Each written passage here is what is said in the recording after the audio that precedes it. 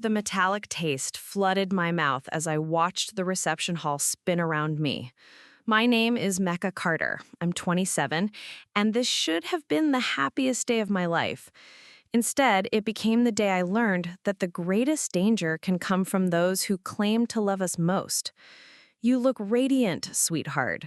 Daniel's voice was warm against my ear as we stood together in the bridal suite, stealing a quiet moment before joining our guests. His hands found mine, steady and reassuring.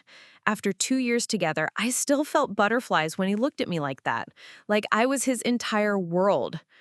Before we jump back in, tell us where you're tuning in from, and if this story touches you, make sure you're subscribed because tomorrow I've saved something extra special for you. I can't believe we're actually married, I whispered, touching the simple gold band on my finger. Mrs. Hayes. That's gonna take some getting used to. Daniel's eyes crinkled at the corners when he smiled. We have the rest of our lives to practice. He brushed a strand of hair from my face. Are you ready for this? The reception, I mean. Your mom's been orchestrating everything like a military operation. I laughed, though something flickered in my chest. She just wants everything to be perfect. You know how she gets. But even as I said it, I remembered the tension in Mom's shoulders that morning, the way she'd hovered over the catering staff, insisting on handling certain dishes herself. Mecca, darling, as if summoned by my thoughts, Margaret Carter appeared in the doorway, resplendent in navy silk. At 54, my mother was still striking, her silver-streaked hair perfectly coiffed, her smile practiced and warm. The photographer wants a few more shots, and then we simply must get you fed. You've been running on nerves all day. She bustled into the room with the confidence of someone accustomed to being obeyed. I'd inherited her strong jawline and dark eyes, but where mine reflected openness, hers seemed to catalog and calculate. Mom, I'm fine, really. But she was already steering me toward the door, one manicured hand on my elbow. Nonsense. I've prepared your favorite, that mushroom risotto you love. Made it myself this morning. Her grip tightened almost imperceptibly. Daniel, why don't you check on your parents? I saw your mother fretting over the seating arrangements. Daniel hesitated, clearly wanting to stay with me, but nodded. I'll see you in there, Mrs. Hayes, he said, dropping a kiss on my cheek. The reception hall was everything I'd dreamed of. Soft lighting cast a golden glow over round tables adorned with white roses and baby's breath. The string quartet played softly as guests mingled, champagne glasses catching the light. I spotted Daniel's parents, Linda and Charles Hayes, near the head table. They'd welcomed me so warmly into their family, despite Mom's subtle coolness toward them. There's my beautiful bride. Sophie Lane, my maid of honor and best friend since childhood, appeared at my side with a radiant smile. Her auburn hair was swept into an elegant updo, and her emerald bridesmaid dress complemented her fair complexion perfectly. How are you holding up? Better now that you're here, I squeezed her hand gratefully. Sophie had been my anchor through all the wedding chaos, the one person who could always make me laugh when stress threatened to overwhelm me. Your mom's been quite the director today, Sophie said, lowering her voice. I swear, she's rearranged the place cards 3 times, and don't get me started on the flowers. Her expression grew slightly concerned. She seemed upset about something earlier. Everything okay? Before I could answer, Mom materialized beside us with a plate of food. Here we are, sweetheart. Eat up before it gets cold. She pressed the dish into my hands with unusual insistence. The risotto looked perfect. Creamy, aromatic, studded with the wild mushrooms I loved since childhood. Mom, you didn't have to. Of course I did. This is your special day, and I want everything to be perfect for you. Her eyes were bright, almost feverish. Eat it all, Mecca. I made it with so much love. Something in her tone made Sophie glance between us, her brow furrowing slightly. But I was touched by Mom's gesture. Since Dad died when I was 15, it had just been the two of us against the world. She had sacrificed so much, working double shifts as a nurse to put me through college. If she wanted to fuss over me on my wedding day, I could indulge her. It's delicious, Mom. And it was rich and creamy with that earthy mushroom flavor I remembered from childhood. Thank you for everything today. I know how hard you've worked to make this perfect. Her smile was radiant. Anything for my baby girl. Now finish every bite. You'll need your strength for dancing later. The reception flowed like a fairy tale. Daniel and I had our first dance to At Last by Etta James, swaying together as if we were the only two people in the room. During dinner, his father stood to give a toast, his voice thick with emotion as he welcomed me to their family. To Daniel and Meca, may your love be as enduring as your friendship, and may you always find reasons to laugh together. My mother tried to poison my wedding food to frame my in-laws. Instead, she frayed me to discover that the strongest families aren't built on blood or obligation, but on choice, trust, and the courage to let each other grow. The metallic taste was gone forever, replaced by the sweetness of authentic love, love that nourishes rather than controls, protects rather than possesses, and celebrates rather than fears the independence of those it cherishes most. Up next, you've got two more standout stories right on your screen. If this one hit the mark, you won't want to pass these up. Just click and check them out. And don't forget to subscribe and turn on the notification bell so you don't miss any upload from us. When I sat down, Judge Hernandez called for Mom's final statement. This was her last chance to show remorse, to acknowledge the magnitude of her crime. Instead, she doubled down. Your Honor, I am a mother who tried to save her child from a terrible mistake, she said, her voice clear and unrepentant. Everything I did out of love. If Meca can't understand that now, perhaps someday when she's a mother herself, she will. She turned to address me directly, ignoring the bailiff's warning to face the judge. I'm sorry you were hurt, sweetheart, but I'm not sorry I tried to protect you. I'd do it again if it meant saving you from a life of unhappiness. The audacity of it, the complete lack of acknowledgement that her protection had nearly killed me, left the courtroom stunned. Even her own attorney looked defeated. Judge Hernandez's voice was ice cold when she pronounced sentence. Mrs. Carter, your complete lack of remorse and continued justification of your actions convince me that you remain a danger to your daughter and society. I hereby sentence you to 25 years to life in state prison with the possibility of parole only after serving the full 25-year term. As the bailiff led Mom away in shackles, she looked back at me one final time. I love you, Meca. That will never change, no matter what they tell you. But I had learned the difference between love and obsession, between protection and control. What Mom felt for me wasn't love, it was ownership, and she'd been willing to destroy me rather than lose me. Outside the courthouse, Linda and Charles Hayes waited with Daniel. My in-laws had been cleared of all suspicion, but the ordeal had aged them. The stress of being investigated for attempted murder, of having their good name questioned, had taken its toll. Meca, dear, Linda said, embracing me carefully. How are you holding up? I'm okay, I said, and meant it. I'm sorry you had to go through all of this because of my family. You are our family, Charles said firmly. What your mother did doesn't change that. If anything, it makes us more grateful to have you in our lives. As we walked away from the courthouse together, Daniel, his parents, Sophie, and me, I realized that family wasn't just about blood. It was about choice, trust, and the willingness to let the people you love become who they're meant to be. Mom had tried to poison my new beginning, but instead, she'd given me the strength to define it myself. The metallic taste of betrayal was finally fading, replaced by something sweeter, the taste of hard-won peace. 2 years later, I stood in the garden behind our new home, watching Daniel plant the herbs we'd chosen together: basil, rosemary, lavender. Simple, healing plants that would nourish rather than harm. The metallic taste of betrayal had finally faded, replaced by something sweeter, the taste of hard-won peace. Sophie arrived with wedding photos from her own recent marriage, laughing as she showed me pictures of Linda and Charles dancing at the reception.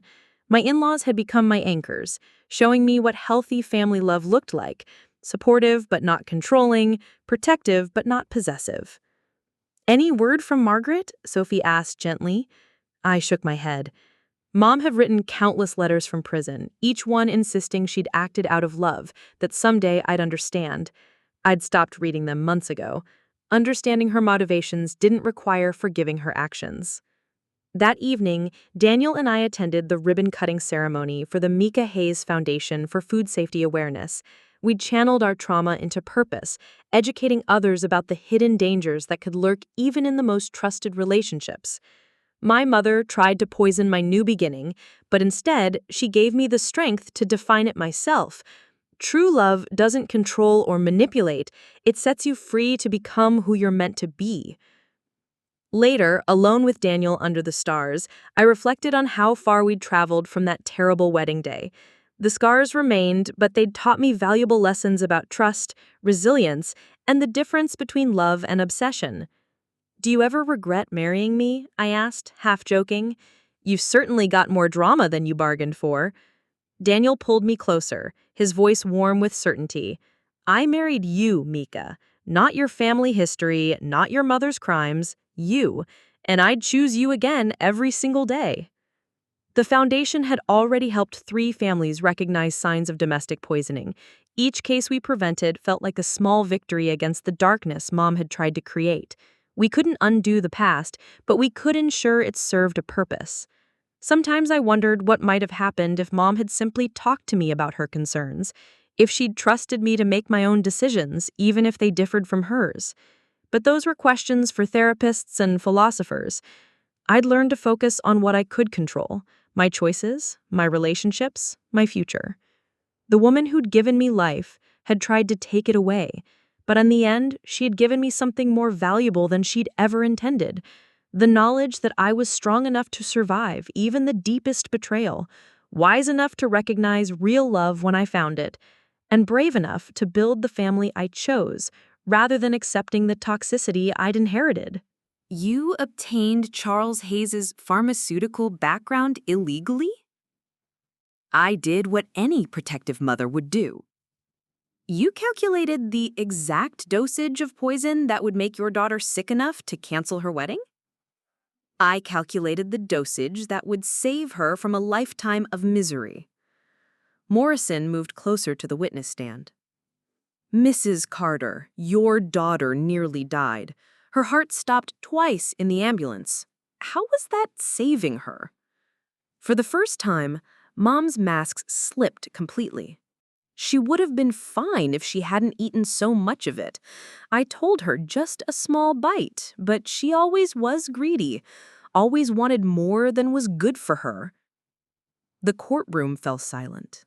Even her own attorney looked horrified.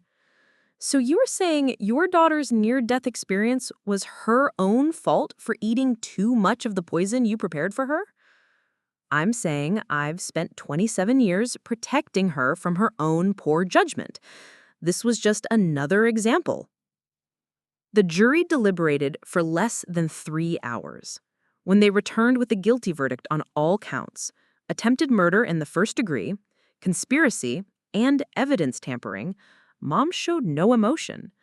She simply stared at me with those familiar eyes that now seemed like windows into a stranger's soul. At sentencing, she was given 25 years to life. As the bailiff led her away, she called out to me one last time, "You'll understand someday, Meca. When you're a mother yourself, you'll understand that love requires sacrifice." But I already understood. I understood that love doesn't poison. Love doesn't manipulate. Love doesn't try to control through fear and deception. Real love, the kind I'd found with Daniel, the kind his parents had shown me even under suspicion, sets you free to make your own choices, even when those choices lead you away from the people who claim to love you most. The media circus surrounding Mom's sentencing was everything I dreaded and more. Reporters crowded the courthouse steps, shouting questions about the poison mother case that had captivated the nation. How did it feel to be betrayed by my own mother? Did I forgive her? Would I ever visit her in prison? I pushed through the crowd with Daniel and Sophie flanking me, refusing to comment.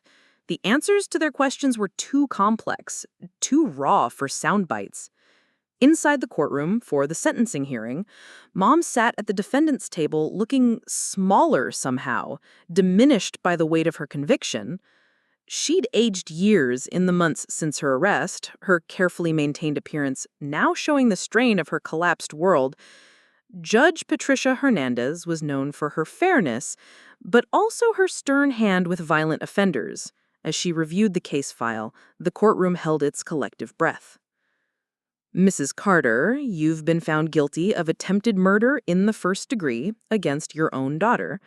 This case has disturbed me deeply, not just because of the calculated nature of your crime, but because of the profound betrayal it represents. Mom stood to face sentencing, her back straight despite everything. Even now, there was a dignity to her bearing that reminded me painfully of the woman who'd raised me. The court has received numerous character references on your behalf. Colleagues who describe your dedication as a nurse, neighbors who witnessed your devotion as a single mother, friends who testify to your apparent love for your daughter. This makes your crime all the more incomprehensible. The victim impact statement portion was my chance to speak. I'd agonized over what to say, how to articulate the destruction of everything I'd believed about love and family. When I stood at the podium, Mom's eyes met mine for the first time since the trial began. Your Honor, Margaret Carter was my hero for most of my life. She taught me that family was everything, that love meant sacrifice, that mothers would do anything to protect their children. I believed her completely. I paused, gathering my thoughts. What I learned through this nightmare is that protection isn't the same as control, and love isn't the same as possession. My mother didn't try to kill me because she hated me. She tried to kill me because she loved me so much that she couldn't bear to lose me. That may be the most terrifying thing of all. Mom's face crumpled at my words, tears streaming down her cheeks. The woman who taught me to be strong, independent, and confident in my choices then tried to take away my right to make the most important choice of my life. She was willing to let me live in fear of my husband's family, willing to let innocent people be blamed for her crime, willing to destroy my marriage and my trust in everyone around me, all because she couldn't accept that I was an adult capable of making my own decisions. I looked directly at Mom as I concluded, I don't hate you. I probably never will. But I can't forgive you either. Not for the poison, but for the lies. For making me doubt everything I thought I knew about love. Wedding planning while making subtle comments about taking things slowly. She'd smile when Daniel visited while finding reasons to pull me aside for private conversations about being sure about my choices. She threw me an engagement party, I said weakly. That she insisted on hosting at her house instead of the restaurant you wanted, Daniel reminded me, and she invited mostly her friends and coworkers, not yours. Reed was still flipping through the notebook. There's more here. What looks like psychological profiles of your husband's family. Listen to this entry from 6 weeks ago. LH shows signs of controlling behavior, disapproves of M's independence. CH has pharmaceutical background, could be used to implicate them if properly orchestrated. The blood drained from my face. LH and CH, Linda and Charles Hayes? It appears your mother was planning to frame your in-laws for something. Reed's tone was carefully neutral. This suggests premeditation, Mrs. Hayes. Not a crime of passion, but a calculated plan. I felt like I was drowning, like the very air in my childhood kitchen had turned toxic. But why? Why would she want to hurt me? Maybe she didn't want to hurt you, Daniel said quietly. Maybe she wanted to save you. From me, from my family, from a marriage she thought was a mistake. Officer Martinez called from the basement stairs. Detective, you need to see this. In the basement, Mom's old darkroom had been converted into what looked like a makeshift laboratory. Beakers, measuring equipment, and a small heating element were arranged on a folding table. More vials lined makeshift shelves, each meticulously labeled with contents and concentrations. Jesus, Reed breathed. This is a full-scale operation. I stared at the setup in horror. I had no idea any of this was down here. Mom always said she was using the space for storage. When was the last time you were in your mother's basement? Months ago. Maybe longer. There was never any reason to come down here. But now I was remembering that Mom had always discouraged me from going to the basement, claiming it was dusty and unsafe. Daniel picked up a folder from the table, flipping through what appeared to be research printouts from medical journals. Meca, look at this. She's been researching toxic plant compounds for months. Here's an article about using digitalis in therapeutic versus lethal doses, another about thallium poisoning symptoms. And here, Reed added, holding up a hand-drawn diagram, what looks like a floor plan of the hotel where your reception was held. The kitchen area is marked along with timing notes about staff schedules.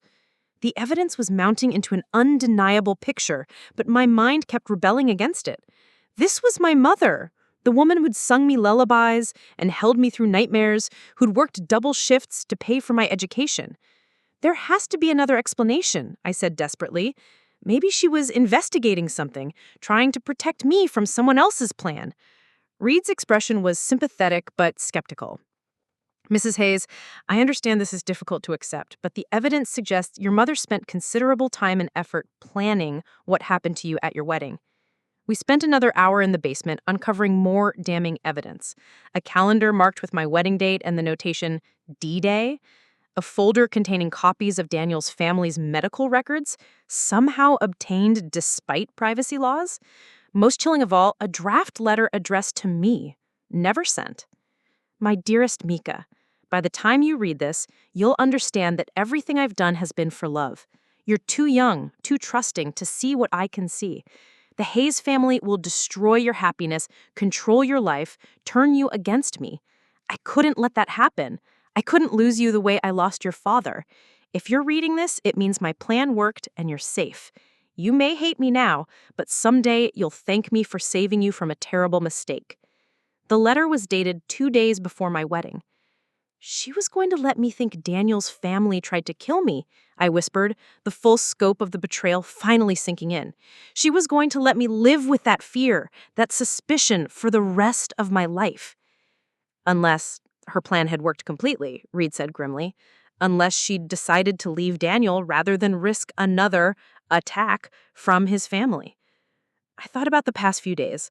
How easily I'd begun to doubt Linda and Charles, how quickly suspicion had taken root despite years of kindness from them.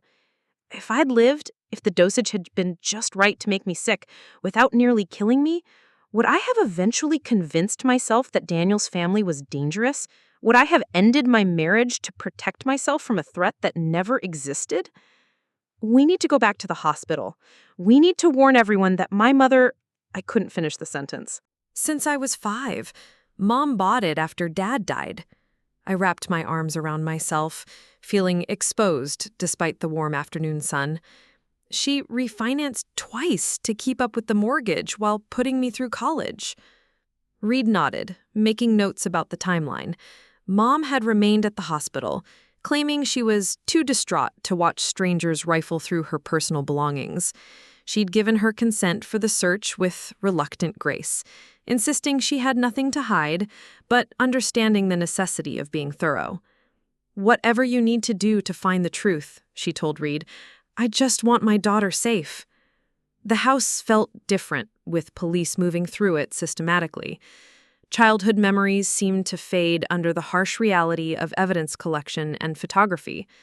In the living room, I pointed out family photos, graduation pictures, birthday celebrations, the two of us at various landmarks during vacations we could barely afford. "Your mother never remarried?" Reed asked, studying a photo of Mom and me at my college graduation. "Never even dated seriously, as far as I know. She always said I was enough family for her, that she didn't need anyone else as long as she had me." The words carried a different weight now, tinged with implications I'd never considered before. In the kitchen, the heart of our home, where Mom had taught me to cook and helped me with homework at the scarred wooden table, officers were methodically examining every cabinet and drawer. The room smelled of the herbs Mom grew on the windowsill, basil, rosemary, and something I couldn't immediately identify. "Mrs. Hayes?" Officer Martinez called from beside the pantry. "Could you tell us about these?" She held up several glass vials, each carefully labeled in Mom's precise handwriting. My heart sank. Mom collects herbs and spices. She's always been interested in natural remedies. She used to make teas for me when I was sick. But even as I defended her, I was remembering the insistent way she'd pressed that risotto on me at the wedding, how she'd watched to make sure I ate every bite. Daniel, who'd been quietly observing from the doorway, moved closer. "Meca, some of these labels are pretty technical. Look at this one. Digitalis purpurea extract, 15 milligrams per liter concentration. That's not folk remedy territory." Officer Martinez had moved to a locked drawer beside the sink. "Mrs. Hayes, do you know where your mother keeps the key to this?" I searched my memory. "I think she keeps it—" I reached above the window frame, my fingers finding the small key where Mom had always hidden it. She said she kept important things locked up for safety.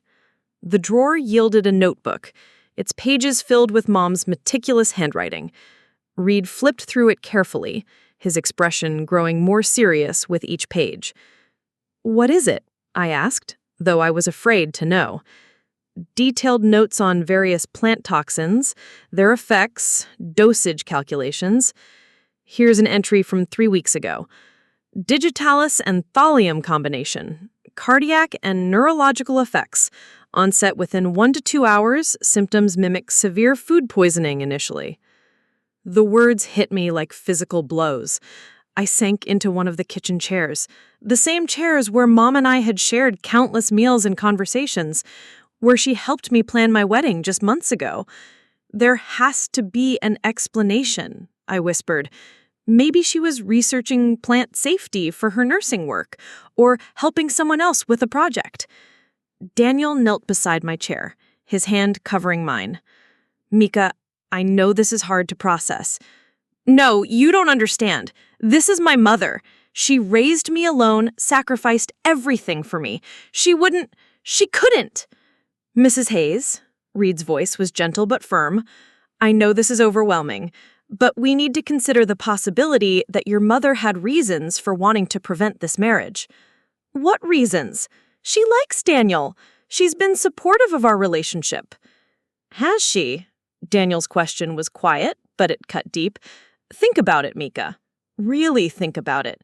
Has she ever actually been enthusiastic about us getting married?" "Maybe so, but we also found a notebook with detailed information about plant toxins, including several of the compounds found in your wife's blood."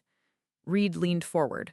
Mr. Hayes claimed it was research for a mystery novel he was thinking about writing. "He mentioned that." Daniel's voice was desperate now. "He said he was considering retirement projects, maybe trying his hand at writing." "It's possible," Reed acknowledged, "but combined with his presence in the kitchen area the night before the wedding and his pharmaceutical background," he let the implications hang in the air. Mom shook her head sadly. "It pains me to say this, but it's starting to look like a pattern. The knowledge, the opportunity, the motive, it's all there." "What motive?" I asked, though I dreaded the answer. "Think about it, sweetheart. If they convinced you to call off the wedding at the last minute, it would look like you were the unstable one. Daniel might have started to doubt your judgment, your maturity. But if you got sick, really sick, and it seemed to come from something at the wedding," Mom's voice was gentle but relentless, "well, that would be traumatic enough to make anyone want to postpone or cancel. And if you recovered, they could be the caring in-laws who helped nurse you back to health." The scenario was diabolical in its simplicity, a plan that would achieve their goals while making them look sympathetic, even heroic.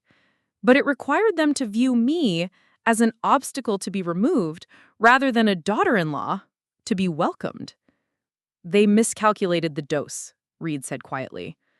"What was meant to make you sick enough to postpone the wedding nearly killed you instead." Daniel stood abruptly, pacing to the window. "I can't believe this. I won't believe this. My parents are good people." Daniel, I know this is hard, Mom said gently, but good people can do terrible things when they're desperate. Maybe they convinced themselves they were protecting you from making a mistake. By poisoning my wife? By trying to make her sick enough to delay the wedding. They probably told themselves it was just a temporary setback, that no real harm would come of it. Mom's voice carried a note of sad understanding. Parents can rationalize almost anything when they think they're acting in their child's best interest. Reed gathered his papers. We're bringing Charles and Linda Hayes in for formal questioning tomorrow. Their attorney will be present, of course, but I wanted to prepare you. This is going to become very public very quickly. After he left, Daniel slumped in his chair, looking older than his 29 years. Meca, I'm so sorry. If my parents really did this, we don't know that they did, I said quickly, though my conviction was wavering. Don't we? His voice was bitter. The evidence is pretty overwhelming. The knowledge, the opportunity, the plant materials in Dad's workshop. What other explanation is there? Mom moved to comfort him, placing a maternal hand on his shoulder. Daniel, this is not your fault. You couldn't have known what they were planning. Sometimes the people we love most are the ones capable of hurting us the deepest. As she spoke, I found myself staring at her face, noting the lines of genuine concern, the tears of sympathy for Daniel's pain. She looked exactly like what she was, a mother watching her daughter's new family fall apart under the weight of suspicion and betrayal. But something nagged at me, a detail that didn't quite fit. The notebook in Charles's workshop. Reed had said it contained information about the specific toxins found in my blood, but those results had only come back this morning. How could Charles have researched those exact compounds weeks or months ago unless he'd planned this specific combination from the beginning, which would require not just botanical knowledge, but access to detailed toxicology information, the kind of information that would be available to someone with medical training, someone like a nurse. I pushed the thought away as soon as it formed. My mother had spent 30 years caring for people, healing them, not harming them. The stress and trauma were making me paranoid, seeing threats where none existed.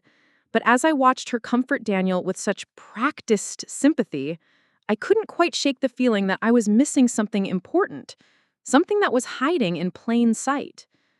Detective Reed's search of my childhood home Friday morning felt like a violation of everything sacred about my past. I insisted on being present, despite Dr. Patel's protests about my continued recovery, and Daniel drove me there with grim determination etched on his face. The modest two-story house where Mom had raised me alone looked smaller somehow, more vulnerable under the scrutiny of law enforcement. "This is where you grew up?" Reed asked as we stood in the driveway watching officers carry equipment toward the front door. Not necessarily rare, but someone who knew what they were doing. This wasn't a crime of passion using whatever was handy. This was planned, researched, and executed with precision. Dr. Patel gathered her papers. I've shared all of this with Detective Reed. He'll want to discuss it with you. After she left, the room felt smaller somehow, charged with the weight of new revelations. The idea that someone had spent time researching how to kill me, had carefully planned and prepared this attack, made my skin crawl. Make a sweetheart. I know this is terrifying. Mom sat on the edge of my bed, taking my hand. But at least now we know what we're dealing with. This wasn't random. Someone specifically targeted you. But who? My voice came out as a whisper. Who would hate me enough to do this? That's what the police will figure out. Mom's grip tightened on my hand. Though I have to say, this level of sophistication, it suggests someone with medical or scientific knowledge. Daniel's head snapped up. What are you implying? I'm not implying anything. I'm just noting that this wasn't done by an amateur. The doctor said it required expertise. We should consider who in our circle has that kind of background. A chill ran down my spine as I realized where this was heading. Linda Hayes is a retired chemistry teacher, I said slowly. And Charles worked in pharmaceuticals for 30 years before he retired, Daniel added, his voice hollow with disbelief. Mom's expression was sympathetic but pointed. I hate to even think it, but they would certainly have the knowledge to do something like this. They wouldn't, though. Daniel's protest sounded weaker now, undermined by the mounting evidence. Why would they want to hurt Meca? Maybe they didn't want to hurt her permanently. Maybe they just wanted to make her sick enough to postpone the wedding, to give you time to reconsider. But they miscalculated the dosage.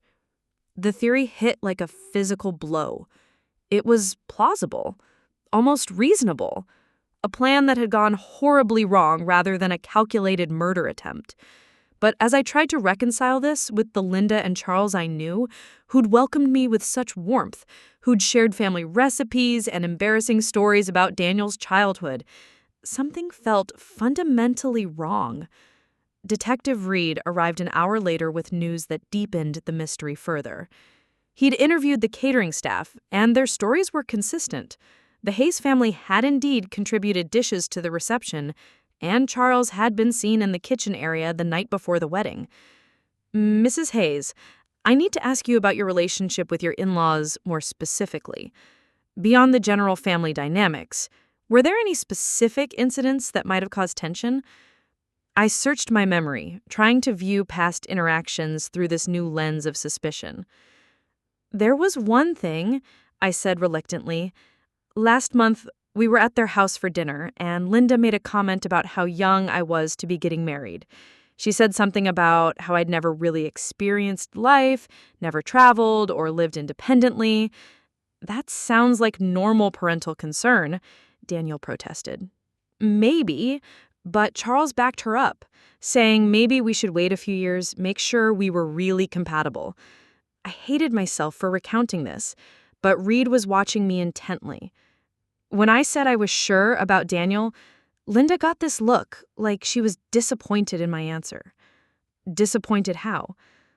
Like she thought I was naive or foolish.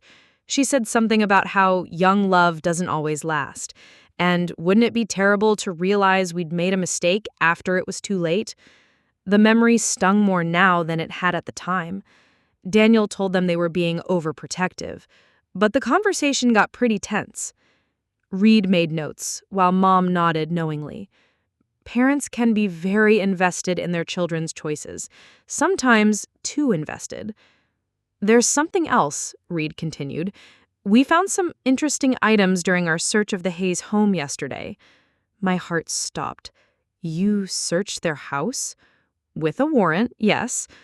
In Charles Hayes's workshop, we found several containers of plant materials, including what appears to be dried foxglove leaves. Reed's voice was carefully neutral. When we asked about them, he said he'd been experimenting with natural plant dyes for Linda's quilting projects. Daniel looked stricken. That sounds exactly like something Dad would do. He's always trying new hobbies. Reed made detailed notes about the timeline, the hotel layout, the potential access points to food storage. With each question, the web of suspicion around Daniel's parents grew tighter, and I could see the devastation in Daniel's eyes as his family came under scrutiny. I'll need to interview the Hayes family, along with all the catering staff and anyone else who had access to food preparation, Reed said finally. Mrs. Carter, I'd like to schedule a formal interview with you as well. Your observations could be crucial. Of course, Detective. Anything to help find whoever did this to my daughter. Mom's voice was steady, determined. I just want justice for Meca. After Reed left, the room fell into a heavy silence. Daniel sat with his head in his hands, and I could feel the tension radiating from him like heat from a fever. Daniel, My parents are not killers, Meca. His voice was muffled but firm. Whatever your mother thinks she saw, there's an explanation. They would never hurt you. I know, I said quickly. I'm sure there's a reasonable explanation for everything. But even as I said it, I wasn't entirely sure anymore. The poison coursing through my system had shattered my sense of safety, my trust in the world around me. If someone I loved had tried to kill me, how could I be certain about anything? Mom moved to Daniel's side, placing a gentle hand on his shoulder. Daniel, I know this is hard to hear, but sometimes the people we think we know best are the ones keeping the darkest secrets. I'm not accusing your parents of anything. I'm just sharing what I observed. The police will sort out the truth. She looked at me with such maternal concern, such genuine anguish, that I felt guilty for even momentarily doubting her motives. This was my mother, who'd raised me alone after Dad died, who'd sacrificed everything for my happiness. If she suspected Daniel's parents, it was only because she was trying to protect me. "We'll get through this," she said softly. "All of us. But we have to be honest about what we've seen, even when it's painful. That's the only way to find the truth and keep Meca safe." As she spoke, I noticed something I'd missed before, a small smudge on her sleeve that looked like dried herbs or spices. When I pointed it out, she glanced down with surprise. "Oh, that must be from the mushrooms I prepared for the risotto. I was so focused on making everything perfect for you, sweetheart. I suppose I got a bit messy in the kitchen." She brushed at the stain with a rueful smile. "I should probably throw this blouse away. It's probably beyond saving now." The casual way she dismissed it should have been reassuring. Instead, something cold settled in my stomach. Maybe it was the poison still affecting my judgment, or maybe it was the first stirring of a terrible suspicion I wasn't ready to acknowledge. But as I watched my mother fuss over the stain, I couldn't shake the feeling that nothing about this situation was as simple as it seemed. Dr. Patel returned Thursday morning with the focus intensity of a hunter who'd caught an intriguing scent. The preliminary toxicology results were in her hands, and the expression on her face told me that whatever she'd found had shifted the entire landscape of the investigation. "Mrs. Hayes, the detailed analysis of your blood work has revealed some very specific compounds." She pulled up a chair, spreading several printouts across my bedside table. "We found traces of digitalis, a cardiac glycoside that's often derived from foxglove plants. We also detected heavy metals, specifically thallium, and several alkaloids that suggest a sophisticated understanding of plant chemistry." Daniel leaned forward, studying the papers. "What does that mean in practical terms?" "It means whoever did this wasn't just someone who got lucky with a poisonous mushroom they found in the woods. This required knowledge, either medical training or extensive experience with toxic plants." Dr. Patel's finger traced across a column of numbers. "The combination is particularly interesting. Digitalis affects the heart, thallium attacks the nervous system, and the alkaloids would have enhanced absorption. This cocktail was designed to be lethal and quickly." I felt the blood drain from my face. "You're saying someone really tried to murder me?" "I'm saying someone with considerable expertise tried to kill you in a way that would initially look like food poisoning or an allergic reaction." Dr. Patel's voice was gentle but firm. "The doses were calculated to be deadly, but not immediately obvious. If you hadn't collapsed at the reception, you might have made it home before the worst symptoms hit. By then, it could have been too late." Mom, who'd been standing by the window, moved closer to the bed. "Doctor, how difficult would these substances be to obtain?" "That's where it gets interesting. Digitalis can be extracted from foxglove, which grows wild in many areas. Thallium is harder to come by. It's found in some industrial compounds and was once used in rat poisons, though it's been banned for decades. The alkaloids," she paused, consulting her notes, "they're consistent with several tropical plants, some of which are available through specialty botanical suppliers. So we're looking for someone with access to rare plants and chemicals?" Sometimes people hide their true feelings very well, Mom interjected, moving closer to my bed. "Detective, I have to tell you, there were some tensions around this marriage. Not everyone was entirely supportive." Reed's pen paused over his notepad. "What kind of tensions?" "Well, some people felt things were moving too fast. Mika's only 27, and she has so much ahead of her. Marriage is such a big step, and when you add the pressure of blending families..." Mom's voice carried a note of carefully controlled emotion. I supported her decision, of course, but others had reservations. Others. Anyone specific? I watched in growing dismay as Mom appeared to struggle with whether to speak. It was a performance I recognized from childhood, the reluctant revelation, the information shared only under duress. I hate to say this because they're Daniel's parents, and I know he loves them, but Linda and Charles Hayes were quite vocal about their concerns.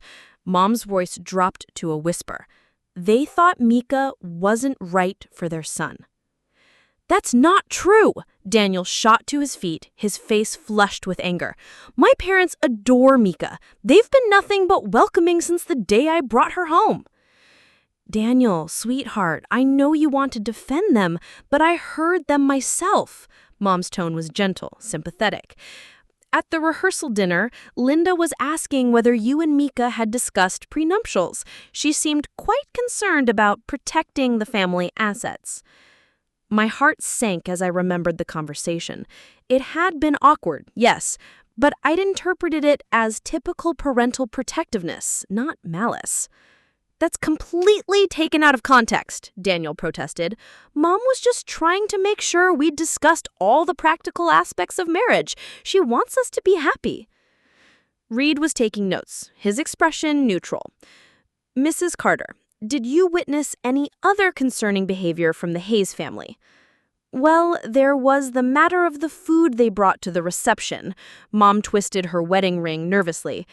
They insisted on contributing to the menu, which was sweet, but they were very secretive about the ingredients. When I asked Linda about her grain salad recipe, she was quite evasive. She was protecting a family recipe. That's normal. Of course, darling, but combined with everything else, Mom trailed off, letting the implication hang in the air. Everything else? Reed prompted. The phone calls that stopped when I entered the room, the way they looked at each other during the ceremony, like they were sharing some private joke. And Charles seemed quite interested in the catering setup, asking a lot of questions about timing and presentation. Mom's voice grew stronger, more confident. I didn't think much of it at the time, but now... This is insane, Daniel's voice cracked with disbelief. You're describing my parents like they're criminals. They've done nothing but try to make Meca feel welcomed into our family. Reed held up a hand. Mr. Hayes, I understand this is upsetting, but I need to follow every lead. These may all be innocent behaviors taken out of context, but I have to investigate them. He turned back to me. Mrs. Hayes, what's your impression of your in-laws' feelings toward you? I wanted to defend them immediately, but something in Mom's expression gave me pause. The certainty in her voice, the specific details. What if I'd been naive? What if my happiness had blinded me to signs of resentment? They've always seemed to care about me. I suppose, Daniel and I did move pretty quickly. Maybe they thought I wasn't good enough for him. Meca, no. Daniel knelt beside my bed, taking my hand. They love you. I know they do. But doubt had crept in, poisonous as whatever had nearly killed me. Reed was watching us carefully, and I wondered what he saw, a loving couple under stress or something more troubling. Detective, there's something else you should know. Mom's voice was reluctant again, as if she were forcing herself to share painful information. The night before the wedding, I saw Charles in the hotel kitchen area. It was quite late, past midnight. When I asked what he was doing, he seemed startled, almost guilty. What did he say? That he couldn't sleep and was looking for ice. But the ice machines are on every floor, not in the kitchen area. And he was carrying a small bag, like he was putting something away rather than looking for something. Daniel stared at her in shock. You never mentioned this before. I didn't want to cause trouble over what might have been nothing, but now, with Meca in the hospital, I keep wondering if I should have said something sooner, if I could have prevented this. I'm not suggesting anything. I'm just saying that not everyone was thrilled about this marriage. Some people felt it was too fast, too soon. Mom's eyes filled with tears. But to think that someone would actually... I felt sick, and not from the residual poison in my system. The implication was clear. Mom was pointing suspicion toward Daniel's family, the same family who'd embraced me with open arms, who'd never shown me anything but kindness. Mom, stop. My voice was sharper than I intended. The Hayes family loves me. They would never...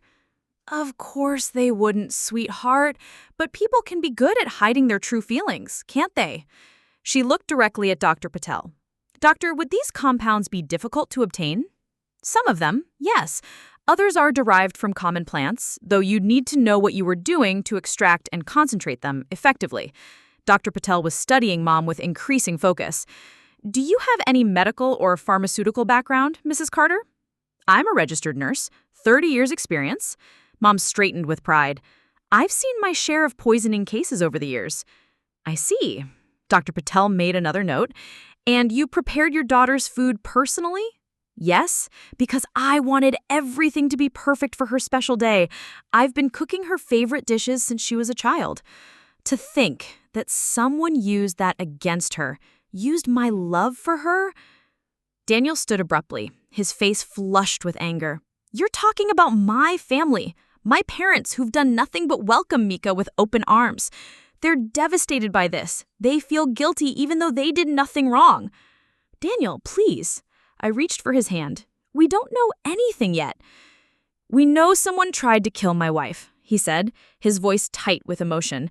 And I'm not going to stand here while anyone implies my family is responsible. Dr. Patel held up a hand. Everyone needs to take a breath. I understand emotions are running high, but accusations won't help us find the truth. She closed her tablet with a decisive snap.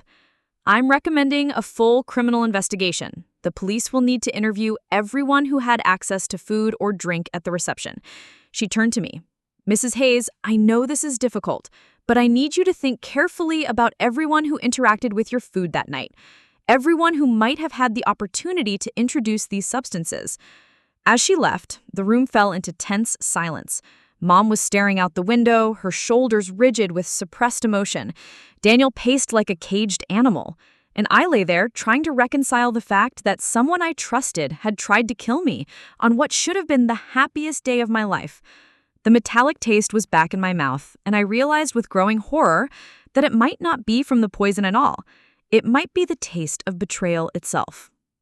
Detective Marcus Reed arrived at the hospital Wednesday afternoon carrying the weight of 20 years in law enforcement. At 38, he'd seen enough domestic chases to know that the most dangerous predators often wore familiar faces. His graying temples and weathered hands spoke of long nights spent unraveling family secrets, and the careful way he observed everyone in my hospital room told me he was already cataloging details others might miss. Mrs. Hayes, I'm Detective Reed.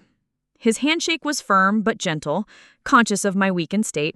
I know this is a difficult time, but I need to ask you some questions about Sunday evening. Daniel shifted protectively closer to my bed. Is this really necessary right now? She's still recovering. Reed's tone was matter-of-fact, but I caught the underlying urgency. The longer we wait, the harder it becomes to find the truth. Mom rose from her chair by the window, smoothing her skirt with nervous hands. Detective, I've already spoken with the hospital administrator and provided a complete list of everyone who had access to the food.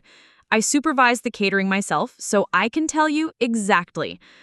Mrs. Carter, I appreciate your cooperation, and I'll definitely want to speak with you extensively. Reed's interruption was polite but firm. Right now, though, I need to hear directly from the victim. The word victim hit me like a physical blow. That's what I was. Not a bride who'd had an unfortunate reaction, but the target of a deliberate attack. Someone had looked at me on the happiest day of my life and decided I should die. Mrs. Hayes, let's start with the guest list. Was there anyone at the wedding who might have had a reason to wish you harm? I shook my head immediately. Everyone there loves me. Family, close friends, Daniel's family. I can't imagine any of them wanting to hurt me. The Hayes family has been nothing but wonderful to me, I said firmly, surprising myself with the strength in my voice. They wouldn't hurt anyone. Mom's expression flickered, just for a moment, with something that might have been annoyance. Of course, darling. But people aren't always what they seem, are they? Sometimes the ones closest to us are the most dangerous. The irony of those words would haunt me later. Preparing and narrating the story took us a lot of time, so if you are enjoying it, subscribe to our channel. It means a lot to us. Now back to the story. Dr. Aisha Patel arrived on Tuesday morning like a force of nature contained in a crisp white coat. At 42, she had the kind of commanding presence that made everyone in the room pay attention when she spoke. Her dark hair was pulled back in a severe bun, and her intelligent brown eyes missed nothing. Mrs. Hayes, I'm Dr. Patel, Chief Toxicologist. She shook my hand with a firm grip. I've taken over your case because the initial results have raised some interesting questions. Interesting how? Daniel asked from his chair beside my bed. He'd barely left the hospital since Sunday night, surviving on coffee and worry. Dr. Patel consulted her tablet, scrolling through test results. Your wife's blood work shows the presence of several compounds that don't typically occur together in standard food contamination cases. She looked up at me. Mrs. Hayes, I need you to walk me through everything you ate and drank at your reception. Every detail you can remember. Mom, who'd been hovering near the window, stepped forward. Doctor, I've already told the other physicians everything. Meca had the chicken, some vegetables, the wedding cake. I prefer to hear from the patient directly, Dr. Patel interrupted smoothly. Mrs. Carter, isn't it? You're the mother? Yes, and I've been by my daughter's side since this nightmare began. Mom's voice carried that particular edge I recognized from childhood, the one that appeared when her authority was questioned. I supervised much of the food preparation myself. I can tell you exactly what she ate. Dr. Patel's expression remained neutral. I'm sure you can, but I still need to hear from Mrs. Hayes. She turned back to me. Take your time. Start with the first thing you remember eating at the reception. I closed my eyes, trying to piece together the evening. The cocktail hour. I had maybe half a glass of champagne. Then, during dinner, I paused, the memory sharpening. Mom brought me a plate of mushroom risotto. She made it herself. Homemade? Dr. Patel made a note. What kind of mushrooms? Wild mushrooms, Mom answered quickly. A variety I've used for years. Meca has always loved them. Where did you source them? A specialty market downtown, Giuseppe's. They're very reputable. Dr. Patel nodded but continued focusing on me. What else did you eat? Some of the dinner, I think. Chicken, green beans, a bite of the salad. The memories felt fuzzy, filtered through a haze of happiness that now seems surreal. Oh, and Daniel's family brought this beautiful side dish, some kind of grain salad with herbs.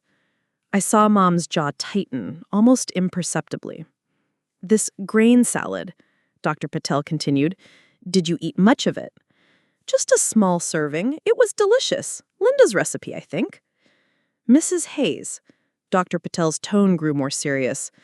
The compounds we found in your system include cardiac glycosides and heavy metals. These aren't substances you'd encounter in typical food preparation cases, even with exotic ingredients. Daniel leaned forward. What does that mean, exactly? It means someone with knowledge of pharmaceuticals or plant chemistry deliberately introduced these substances into something your wife consumed. This wasn't an accident, Mr. Hayes. This was attempted murder. The silence that followed was deafening. I felt the blood drain from my face as the implications sunk in. Someone had tried to kill me at my own wedding? That's impossible, Mom breathed, sinking into a chair. Who would want to hurt Meca? She doesn't have enemies. Unless... She trailed off, but I could see the wheels turning in her mind. Unless what, Mrs. Carter? Well, marriages can create tensions. Family dynamics change. Sometimes people feel threatened by new relationships. Mom's voice was carefully measured, but I caught the underlying current. I'm not saying anyone would intentionally hurt Meca, but people do desperate things when they feel they're losing control. Dr. Patel was watching Mom with new interest. Are you suggesting someone in your family circle might have had motive to harm your daughter? I stood to respond, my own glass raised, when the first wave of nausea hit. The room tilted slightly, and I gripped the edge of the table. "Meca?" Daniel's voice seemed to come from far away. "I'm fine," I started to say, but the words came out slurred. My champagne glass slipped from my fingers, shattering against the hardwood floor. Concerned murmurs rippled through the guests as I swayed, my vision blurring. The second wave was worse. My heart began racing, pounding so hard I could hear it in my ears. A burning sensation spread through my chest and down my arms. "Daniel," I managed, reaching for him as my legs gave out. "Meca!" His arms caught me as I collapsed, but I was already fading. Through the growing darkness, I heard Mom's voice, sharp with panic. "Oh my God! Someone call 911! My baby! My poor baby!" The last thing I remembered was the taste of metal in my mouth and the sound of my mother weeping as paramedics rushed into the hall. The hospital room smelled of antiseptic and fear. I drifted in and out of consciousness, catching fragments of hushed conversations and the steady beeping of monitors. When I finally managed to open my eyes fully, the first face I saw was Daniel's, haggard with exhaustion and worry. "Hey there, beautiful," he whispered, squeezing my hand. "How are you feeling?" "Like I've been hit by a truck." My voice was hoarse, my throat raw. "What happened?" Before he could answer, Mom appeared beside him, her face streaked with tears. "Oh, sweetheart, we were so scared. The doctors said you had some kind of reaction. Food poisoning, they think." "Food poisoning?" I tried to sit up, but dizziness forced me back down. "But how—" "We don't know yet," Dr. Martinez, a middle-aged physician with kind eyes, entered the room. Mrs. Hayes, we've run several tests. Your symptoms are consistent with some form of toxic ingestion, but we're still waiting on detailed toxicology results." "Toxic ingestion?" Daniel's voice was sharp with alarm. "You mean she was poisoned?" "We're being thorough," Dr. Martinez said, carefully. "Her symptoms, the rapid onset, the cardiovascular distress, the neurological effects, they're more severe than typical food poisoning." Mom's face crumpled. "This is all my fault. I should have supervised the catering more closely. Those people, they came with such good references, but you never know." She turned to Daniel, her expression anguished. "Your parents helped with some of the food preparation, didn't they? Maybe we should ask them exactly what ingredients they used." I saw Daniel stiffen. "My parents are experienced cooks. They would never—" "Of course not intentionally, but cross-contamination, perhaps. Or maybe they used something they didn't realize was contaminated?" She wrung her hands. "I keep thinking about that dish they brought, the one with the exotic spices. Meca ate some of that, didn't she?" "Mom, please." I tried to focus through the fog in my brain. "Mrs. Hayes is stable for now," Dr. Martinez interrupted diplomatically. "But I do need to ask about everything she consumed yesterday. Every dish, every drink. We need a complete picture." In the hallway outside, I could hear raised voices. Through the partially open door, I glimpsed Linda and Charles Hayes speaking with a hospital administrator, their faces etched with shock and hurt. "We would never hurt that girl," Linda was saying, her voice thick with tears. "She's like a daughter to us. The very suggestion—" "No one's accusing anyone of anything intentional," the administrator replied, "but we need to investigate all possibilities." Sophie appeared in the doorway, her face pale. She'd changed out of her bridal's maid dress into jeans and a sweater, but her makeup was still smudged from crying. "Meca, thank God you're awake. I've been so worried." She moved to my bedside, but I noticed how her eyes lingered on Mom, something unreadable in her expression. "The police want to talk to you when you're feeling up to it," she said quietly. "They're treating this as a potential criminal matter." "Criminal?" I felt like the room was spinning again. "But it was just an accident." "Meca, sweetheart." Mom took my other hand, her grip almost painful. "I know this is overwhelming, but we have to consider all possibilities. What if someone wanted to hurt you? What if this wasn't an accident at all? The way she said it, with that particular emphasis on someone, sent a chill through me. In the hallway, I could see Charles Hayes with his head in his hands, while Linda rubbed his back, both of them looking devastated.